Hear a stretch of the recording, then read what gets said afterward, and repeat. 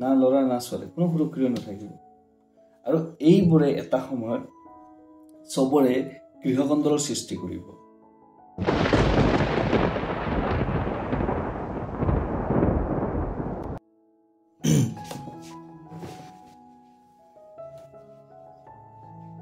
নমস্কাৰ গ্ৰহণ কৰিব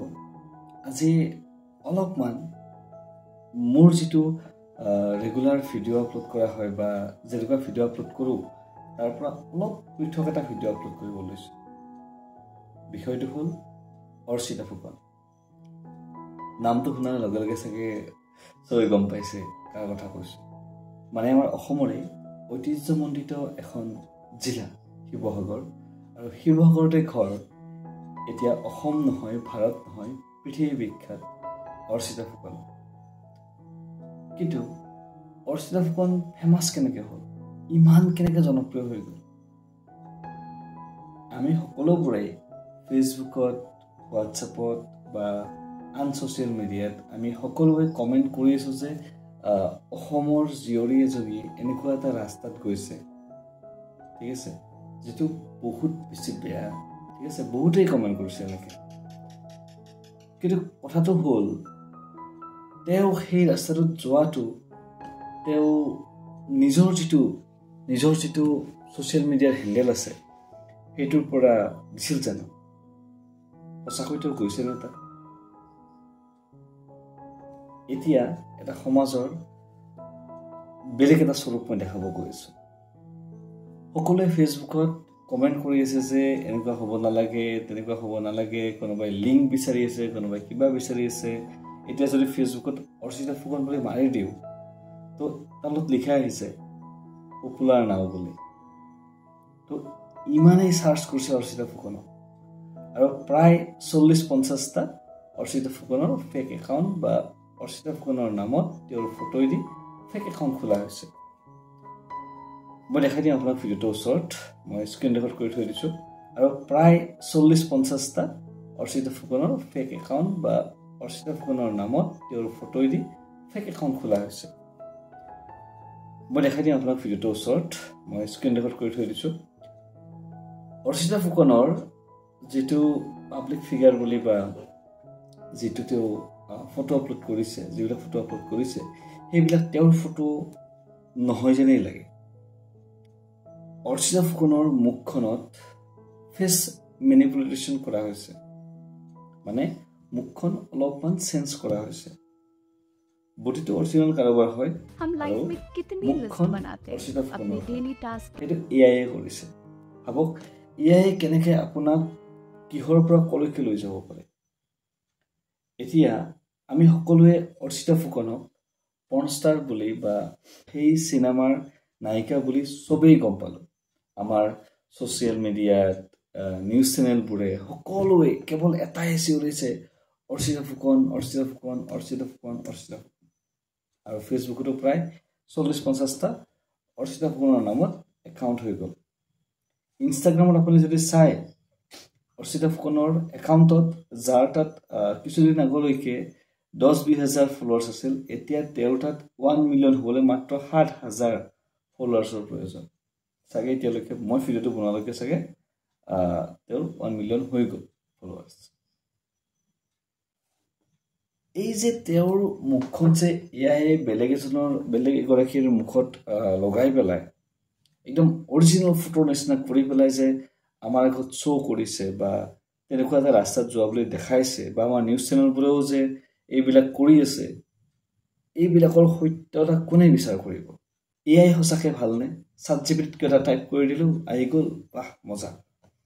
সেইখিনিলৈকে ChatGPT ঠিক আছে বা এআই টুলছ ঠিক আছিল আমাৰ কামবোৰ ইজি কৰাটোত এআই টুলছ ঠিকেই আছিল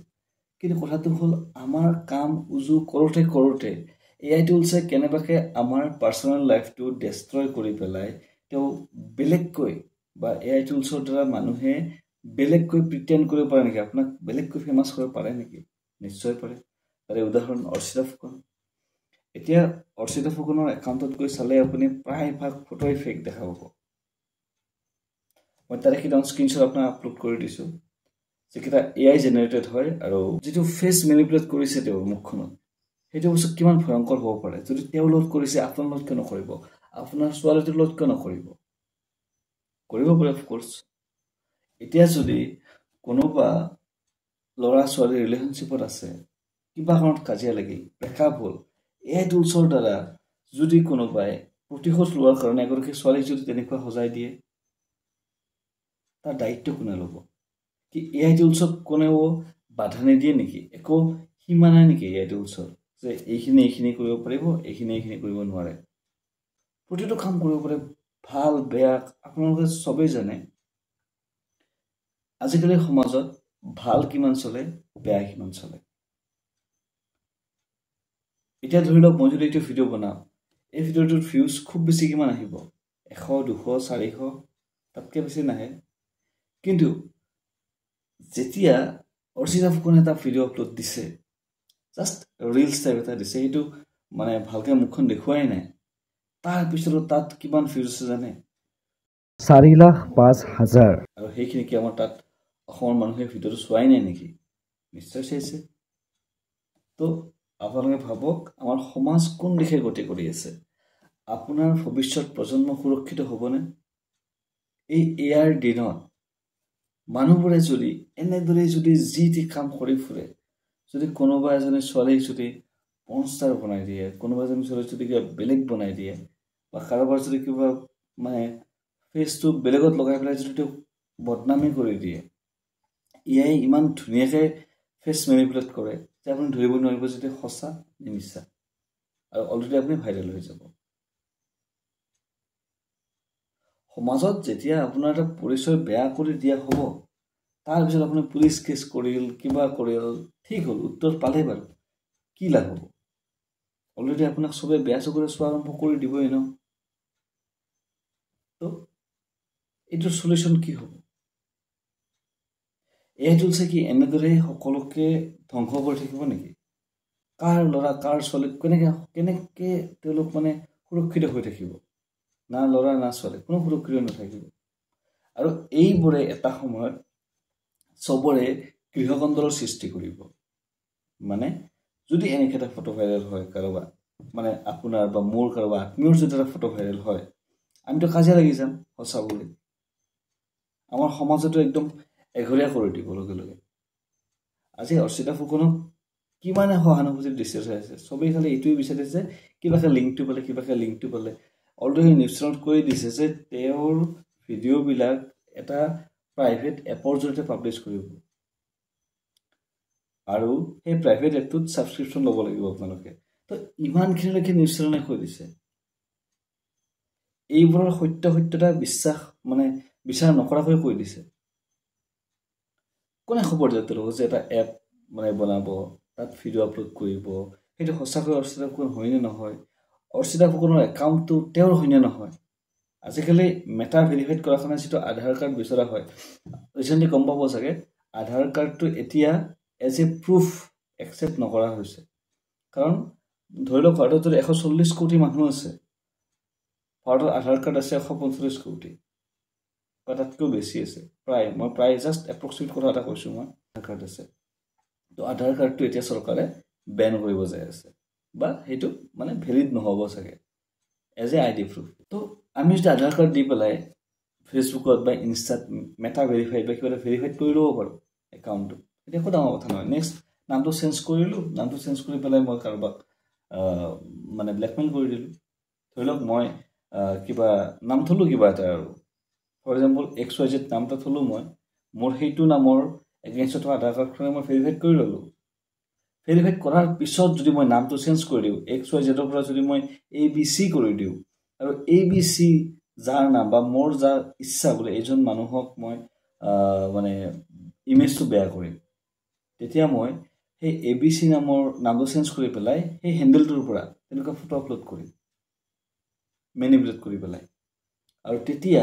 সেই মানুহবিলাকে ABCয়ে ফটো আপলোড কৰিলে ভাবিবনে নাভাবে কিন্তু আপুনি দেখিছে তাত ব্লু টিক আহি আছে মেটা ভেৰিফাইড হৈয়ে আছে অলৰেডি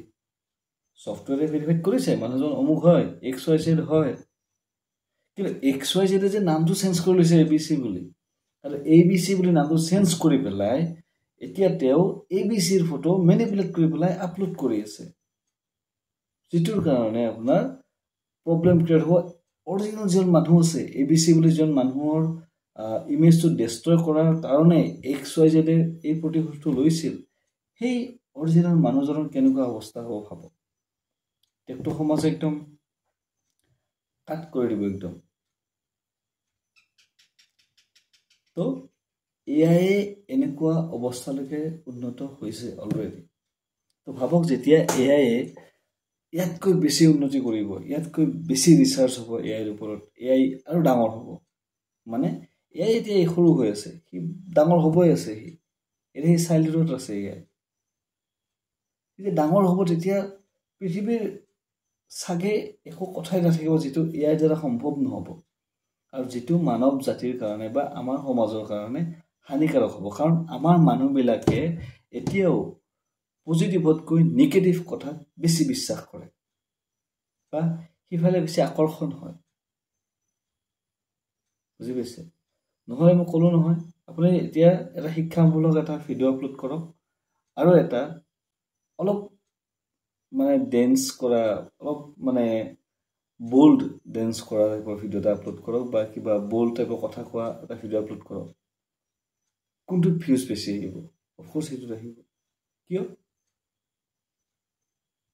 তাত এট্ৰাকশ্যন বেছি আছে। তো আমাৰ মানুহবিলাকে এতিয়াও সিমানখিনি উন্নত হোৱা নাই, সিমানখিনি লিটাৰেট হোৱা নাই যে তেওঁলোকে কোনটো চাব লাগে, কোনটো পঢ়িব লাগে, কোনটো ভাবিব লাগে সেইটো ডিচাইড কৰিব পাৰিব নিজে। মেক্সিমাম মানুহে সেইফালে যায়। মই ক'লো নহয়, এটা ভিডিঅ' আপলোড দিয়াৰ এদিন হোৱা নাই 220,000 মানে 220K মানে কিমান হ'ব? মোটামুটি 2,20,000 2,20,000 মানুহে এদিনত চাইছে সেই ৰিলছটো অৰ্চিতা ফুকনক। তো তেনেকুৱা কথাটো। শেষত কি ক'ম?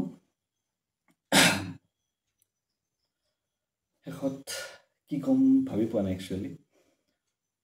AI বহুত হেল্প কৰিছে বা হেল্প কৰিব, কিন্তু AI আমাৰ সমাজৰ কাৰণে, আমাৰ সত্তাৰ কাৰণে ধ্বংসৰ এটা কাৰক হ'ব যেন মোৰ লাগে। AIৰ দ্বাৰা ভালো হ'ব, কিন্তু তাতকৈ বেছি AIৰ দ্বাৰা বেয়াহে হ'ব যেন লাগে। তো সকলোৱে সাৱধানে থাকক, সকলোৱে এইবিলাক নিউজৰ পৰা অকণমান দূৰত থাকক। কাৰণ আজিকালি নিউজতো কি হয়, এখন থ্ৰিলাৰ চিনেমাৰ দৰে নিউজবোৰ কয়, একদম যেন মুভিয়ে চলি আছে নিউজবোৰত।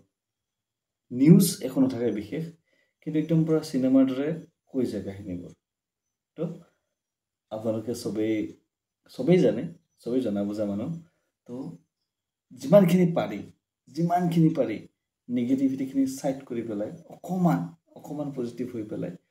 এইবিলাক কথাৰ পৰা অলপ আঁতৰি থাকি পেলাই যিটো সত্য সেইটো বিচাৰ কৰি চলিব ট্ৰাই কৰিব।